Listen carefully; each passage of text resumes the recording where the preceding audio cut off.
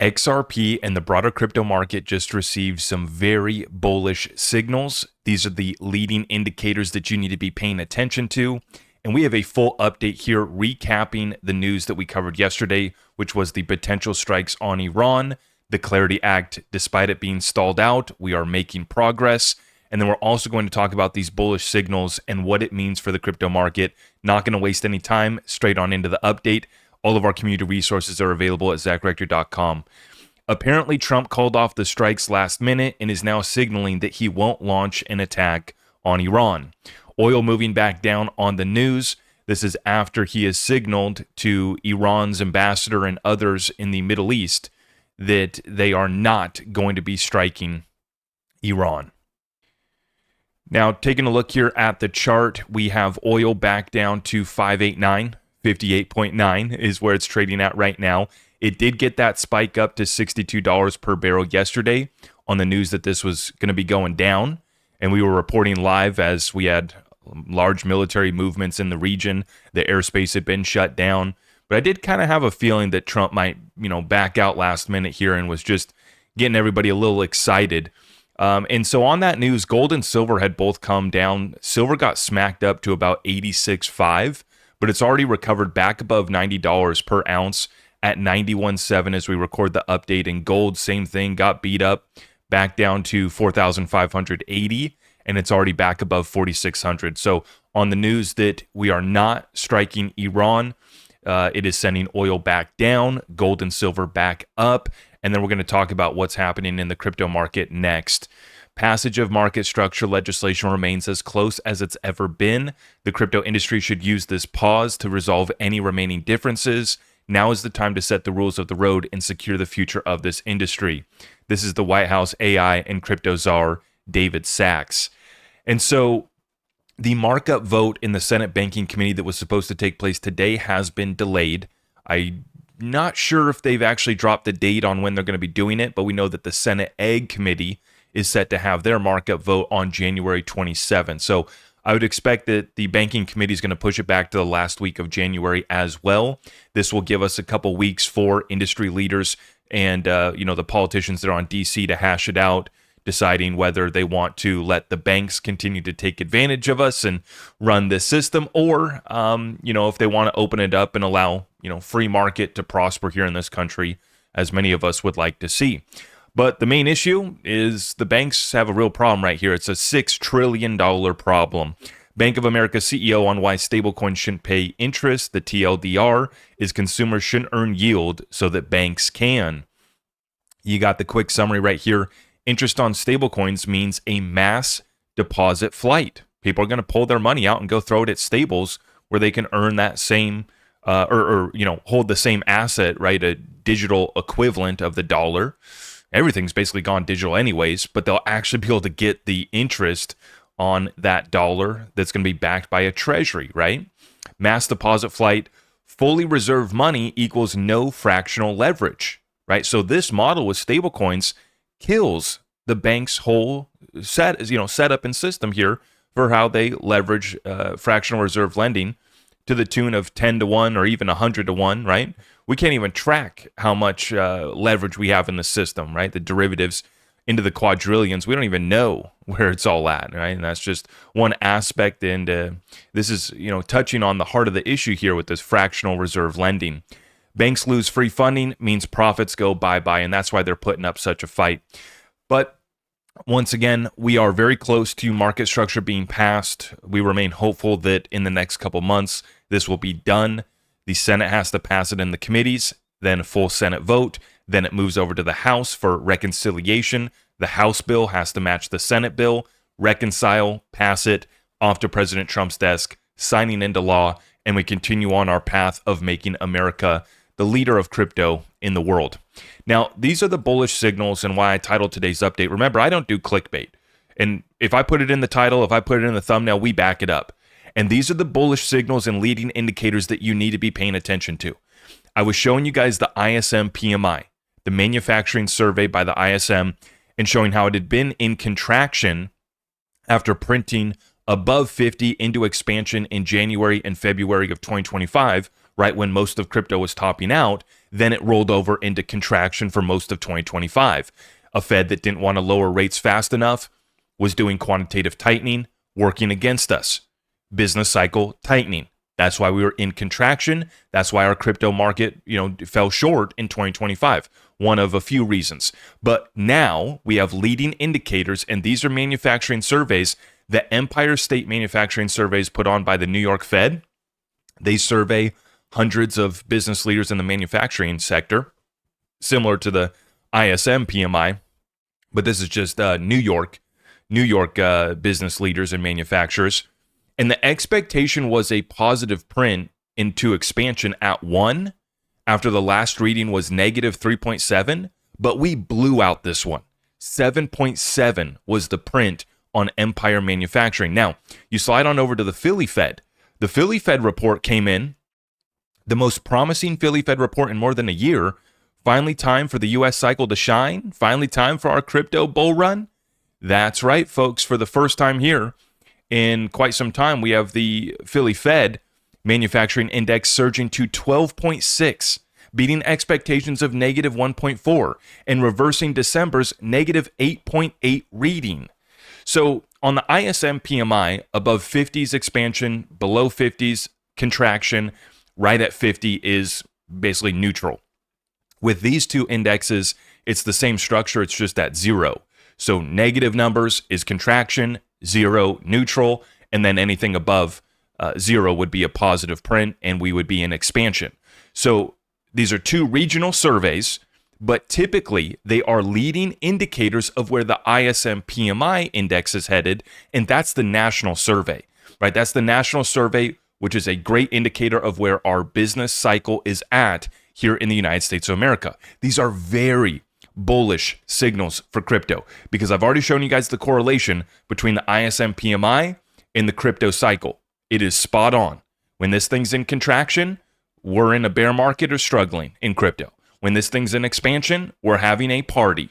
You can go back to 2020 when it bottomed out in April 2020, and then 1 year later, it topped out in March of 2021, I believe. Sure enough, XRP topped out in April of 2021. Now we're taking a look right here at the ISM PMI. Remember, the last print, which was for December, was 47.9. So we're still in contraction.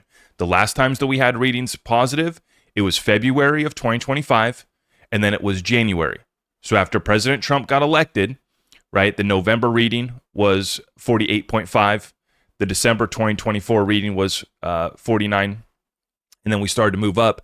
January and February of 2025, we were in expansion. The American economy was back. We were feeling good. We were breathing some life back into this sucker again. But it was short-lived, right? Because we realized, oh, wait, there's a lot here to unwind. We're still dealing with the Fed that doesn't want to lower rates. We're dealing with the Fed that's doing quantitative tightening, working against the American people after they rug pulled America at the fastest pace in history by raising rates at the fastest pace in history. It's very simple. Not political, by the way. Not political. And so we have a big, beautiful green box that I've printed on this chart, and it's to show you guys where I saw this thing going in 2026. So this bottomed out in June of 2023, right? During the depths of the crypto bear market. Right here, October is when we moved, and then November and December of 2022 is when we moved into contraction. That's when the crypto bear market was bottoming out. PMI bottomed out here in June of 2023. Started to move back up, and the market started to move back up with that. And then once again here at the beginning of 2025, after President Trump was elected, most pro-crypto Congress, we're back, baby. It was a great time. And we had an alt season, and XRP pumped over 500%, and that was it. Very short-lived. Came back down here, and now we're in contraction territory looking for this thing to move, but we just got the positive signals. Empire Manufacturing at 7.7, that's smashing expectations. We have the Philly Fed coming in at 12.6, smashing expectations, and a complete reversal of negative prints on both those indexes, now very well positive into expansion territory. Leading indicator of PMI, that's what comes next, and that's why I'm saying we got bullish signals for XRP in the broader crypto market. Specifically for XRP, we have Ripple announcing a partnership with LMAX Group, and this is to accelerate institutional stablecoin adoption and cross-asset mobility. This multi-year collaboration will see LMAX Group integrate ROUSD collateral across its institutional trading infrastructure, enabling clients to benefit from cross-collateralized trading and margin efficiencies in spot crypto, perpetual futures, and CFD trading. It's similar to how Ripple is integrating ROUSD as collateral for Hidden Road, which is now Ripple Prime, right? That was a big billion-dollar acquisition that they did last year, and they set the model, right? See, they laid the blueprint.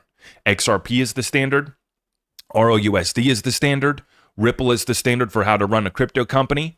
What they're doing here with Ripple Prime is now the standard for how to run a prime brokerage, and you're going to see LMAX kind of copy in that regard. And then in my next video, I'm going to show you guys Evernorth, the CEO, Ashish Birla.